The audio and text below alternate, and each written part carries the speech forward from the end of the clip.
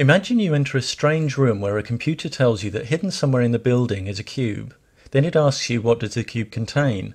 Most of us would recognize this to be a futile question. The cube could be large or small. It could be a solid block or a vacuum chamber of nothing but sparse particles of gas. Or it might contain any one of billions of permutations of familiar or novel objects. You could never give a precise, justifiable answer. But if you were asked what does the cube not contain, you could give many answers. For example, the cube couldn't possibly contain the Amazon River, the planet Mars, or absurd objects such as a bed made of sleep. In fact, there'd be more perfectly valid answers to this second question than you could list in 1,000,000 lifetimes. This illustrates an interesting asymmetry concerning the contents of this cube. Despite there being countless possibilities and impossibilities, without evidence from the cube itself, we can only ever make valid justifiable statements about what is not inside the cube, not what is. It's true that someone claiming, for example, that the cube contained nothing but a wooden spoon might be right, but since without evidence they could provide no valid justification for such a claim, there'd be literally no reason for anyone to accept it. What if we were talking about a realm of existence independent of our universe, that like the concealed cube was physically inaccessible to us? Would things be different? Would we be able to deduce precisely what occupied such a realm, such as a divine being?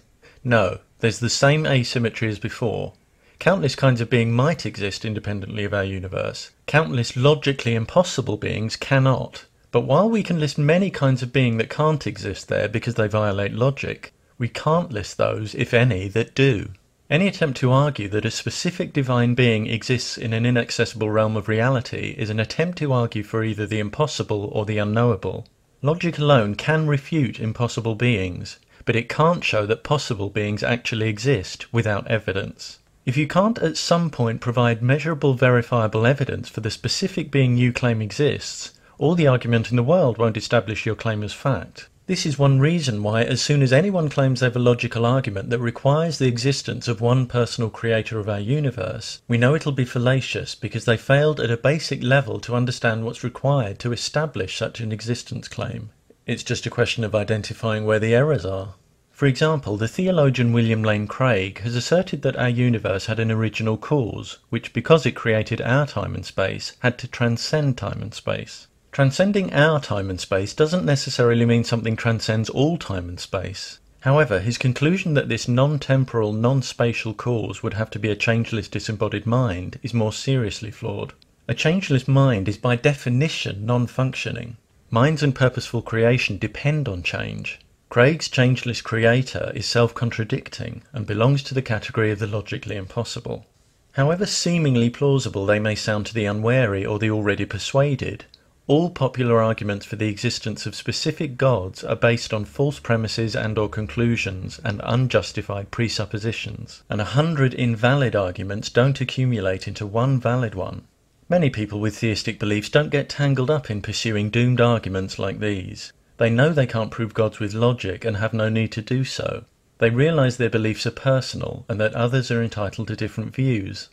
However, when you're not so willing to respect difference, when you disparage, attack, or work to create disadvantage for others because they don't share your beliefs, it shouldn't surprise you when those you try to oppress object to this unreasonable attitude and expose the flawed arguments that shore it up.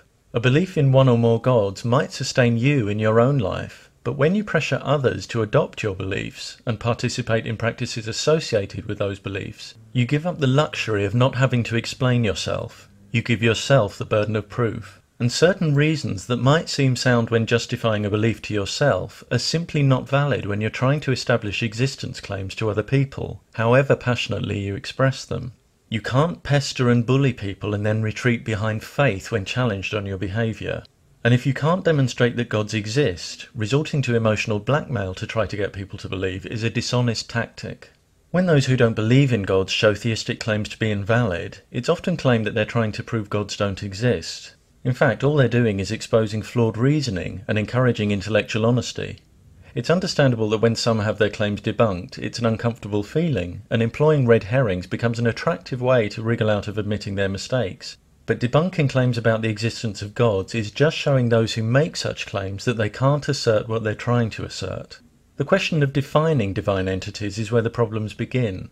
As soon as you define any god, you must justify why you've defined it that way, giving a valid reason for each quality you're attributing to it. Many who realize they can't justify any particular definitions avoid them altogether. But without definition, there's no adequately formed concept to have a belief about. And this is the stumbling block when people are asked to define the gods they claim exist.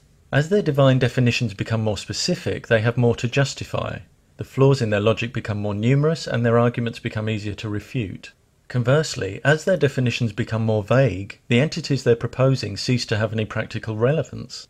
Ironically, the way many people define gods means that as well as having no logical support, they can't be supported with evidence either. For example, as soon as you say God X is non-physical, you've proposed a being that can't be quantified, tested, or perceived, even in principle. You literally have nothing to work with. When trying to justify non-physical entities, people will often point out that we can't see the wind, but we still know it's there. However, this analogy is flawed. We know the wind is there because it is physical.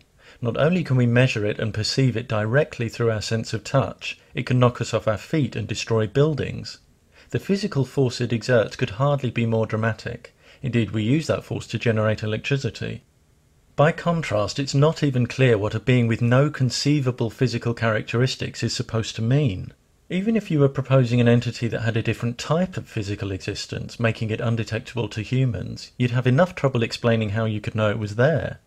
Many claim that the existence of particular gods can be demonstrated, that their powers can be manifested physically, and that these physical manifestations count as evidence. But even if we were to witness an event that genuinely challenged our understanding, that wouldn't justify inferring any specific divine agency. At most, it could indicate power, intelligence, and/or technology that was unknown, both in its number and its nature. Imagine a group of people unfamiliar with electronic technology being duped into watching a carefully staged CGI animation of a man turning into a lion.